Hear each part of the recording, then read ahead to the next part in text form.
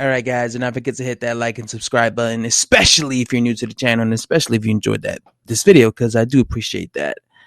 So, Barbershop Conversations came out with a video that he titled "WBC equals What Black Champs," and in this video, he basically came to the conclusion that the WBC doesn't like black people. Basically, that's basically his point of the video he made was.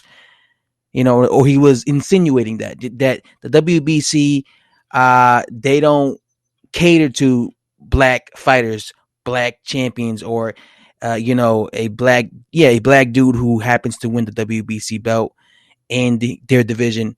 Now, what I find very strange about this is, before Deontay Wilder lost to Tyson Fury, when he was the WBC champion, the narrative of the dudes in the LDBC was that the green belt, they always called it the green belt.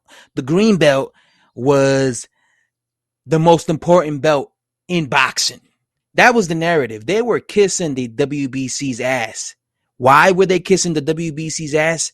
Because Deontay Wilder held the WBC belt. And every time they would talk about Wilder's belt and, comparing it to like Anthony Joshua, whenever people want to make debates like, oh, look, Joshua has more belts than Wilder, and yet Wilder's had that belt, the WBC belt for 5 years. The LDBC would always come out and say, oh, well, they will basically act as if Joshua having the WBA, WBO, IBF belt basically meant nothing because the WBC is the most important championship belt in boxing, the green belt. And they would go back and say how Ali had the belt, how Mike Tyson had the belt, how that was the main belt. Not the WBA, WBO, IBF, those belts were nothing compared to the WBC. And that was like that's what they would use as like a defense when you would like compare the fact that Joshua had more belts than Wilder. So they were always kissing the WBC belts. And when the WBC, and when people would go out and say stuff like, how come the WBC allowed Deontay Wilder to cherry pick these, certain opponents, these easy opponents? Once again, the LDBC would kiss the WBC's ass. And that's why I find it funny how now that Deontay Wilder is no longer the WBC champ, now all of a sudden the LDBC do a 180 when it comes to the WBC. Now it's, oh, the WBC, they don't like black people. They don't like black champions. They don't cater to black fighters.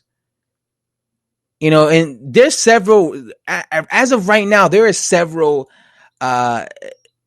champions who have a WBC belt, and they happen to be black. So I don't know what he's talking about. And when Deontay Wilder was the WBC champion, they catered to Deontay Wilder.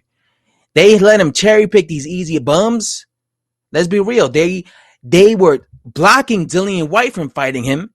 They were allowing Deontay Wilder to duck Dillian White. They never enforced Dillian White. They kept making him wait and wait and wait. They did a lot of favors to Deontay Wilder, when he was the WBC belt. But it's funny how now that he's no longer the champion, now it's the WBC is racist. They don't like black people.